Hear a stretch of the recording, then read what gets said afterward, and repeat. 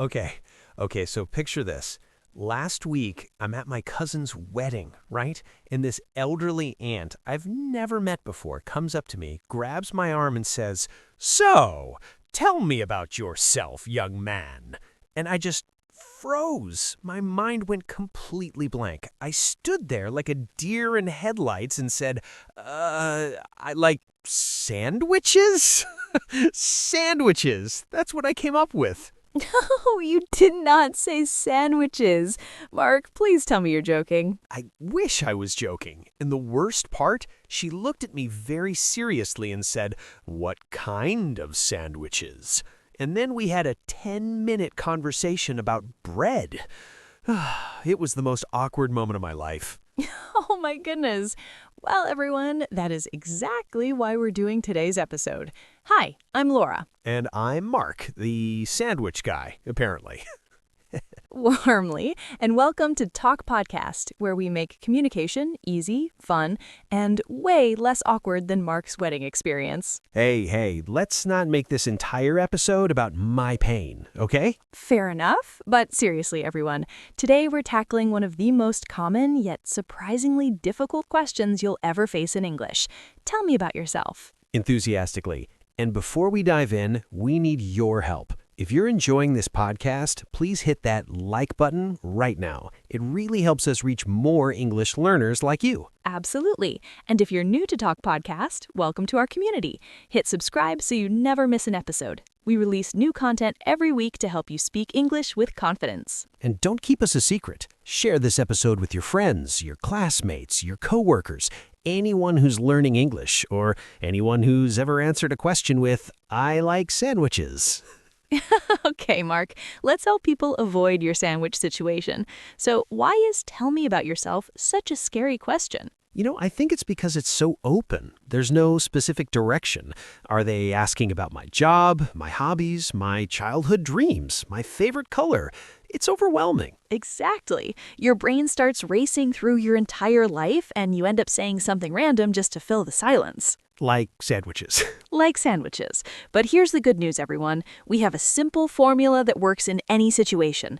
I call it the 3 pillars. 3 pillars. I like the sound of that. Tell me more, Laura. Clearly, pillar 1, the present. Start with who you are right now, your name, where you live, and what you're currently doing, like your job or your studies. Okay, so something like, "Hi, I'm Mark. I live in Seattle, and I currently work as a graphic designer for a tech company." Perfect. See? Much better than sandwiches. That's clear, professional, and gives the other person something to work with. I'm already feeling more confident. What's pillar 2? Pillar 2, the past. This is where you briefly mention what led you to where you are now. Maybe your education, a previous job, or an important experience. Understanding. So I could add, "Before this, I studied art in college, and I spent 2 years traveling around Europe doing freelance design for small businesses." Impressed. Beautiful. You're connecting your past to your present. It tells a story. It shows growth. Excitedly, and let me guess, pillar 3 is the future. Smiling, you got it. The future is where you share your goals or what excites you. It shows you're forward thinking and positive. Enthusiastically. Okay, so I could finish with, "In the future, I want to launch my own design studio and work with eco-friendly brands. I'm really passionate about using creativity to help the environment." Clapping. Yes, Mark, that was fantastic. Present, past, future. See how it flows? Proudly, I do. And I love that it's organized. My brain doesn't have to panic anymore. Exactly. And here's the key for our B1 learners. You can use simple grammar. Present simple for now, past simple for your background, and I want to or I hope to for your future. Helpfully, that's really important, everyone. Don't stress about complicated grammar when you're nervous. Simple and clear is always better than complicated and confusing. Warmly. Now, let's talk about adjusting your answer based on the situation. Mark, what if you're at a job interview versus a casual party? Oh, that's a good point. At a job interview, I'd focus more on my professional skills and experience, right? Exactly. You might say, "I'm a graphic designer with 5 years of experience in digital marketing. I specialize in creating brand identities for startups." Very professional, very focused. But at a party, I'd be more relaxed. Maybe, "Hey, I'm Mark. I'm a designer, but honestly, I spend most of my free time hiking and trying new coffee shops around the city." Perfect. You're reading the room. At a party, people want to connect on a personal level, so hobbies and interests work great. You know what else helps? Adding the why behind what you do. Yes, the why is so powerful. Don't just say what you do, say why you love it. Like instead of saying, I'm a designer, I could say, I'm a designer because I love the moment when a client sees their vision come to life. That feeling never gets old. Mark, that's beautiful. See how much more interesting that is? You're not just listing facts, you're sharing your heart. It also gives the other person something to ask about. They might say, what's the most memorable project you've worked on? Exactly. A good introduction opens doors for conversation. It's an invitation, not a monologue. Speaking of which, how long should this introduction be? Because I don't want to talk someone's ear off. Good question. Aim for 30 to 60 seconds. That's the sweet spot. Long enough to be interesting, short enough to keep attention. 30 to 60 seconds. I can do that. And here's a fun tip. Use a hook.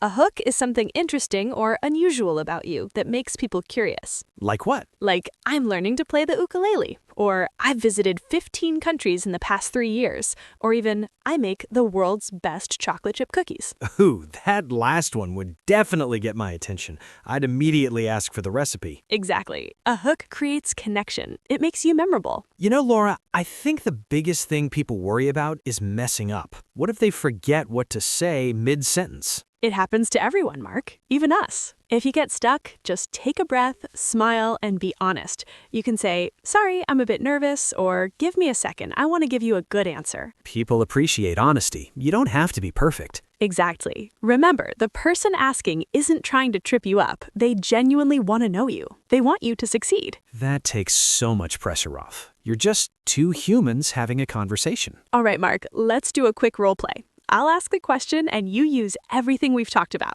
Ready? I'm ready. Hi, it's great to meet you. So tell me a little bit about yourself. Hi, great to meet you too. I'm Mark, and I'm currently a graphic designer here in Seattle.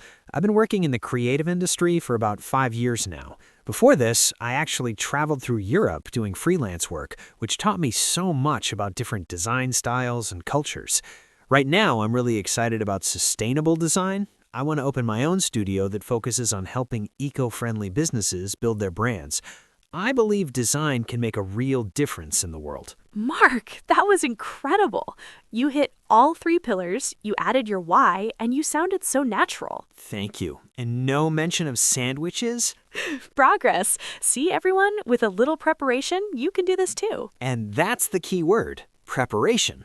Write down your introduction. Practice it in front of a mirror. Say it out loud until it feels comfortable. Yes, practice makes confident, not perfect. Confident is what we're going for. Okay, Laura, let's recap the main points for our listeners. First, use the 3 pillars, present, past, and future. This gives your answer structure. Second, keep it short, 30 to 60 seconds maximum. Third, adjust your answer based on the situation. Professional for work, casual for social settings. Fourth, add the why behind what you do. It makes you interesting and memorable. And fifth, use a hook. Share something unique about yourself to spark conversation. Everyone, we hope this helps the next time someone asks you to talk about yourself. You've got this. And we want to hear from you. In the comments below, tell us about yourself using the 3 pillars. What's your present? What's your past? What's your future dream? Yes, we'll be reading every comment. It's great practice for your English writing skills. And before we go, if you found this episode helpful, please give us a like and subscribe to Talk NL Podcast. Your support means everything to us. Share this with anyone who's learning English or preparing for an interview or just wants to feel more confident in conversations. Thank you so much for spending time with us today. Keep practicing, keep growing, and most importantly, keep talking. See you in the next episode, everyone.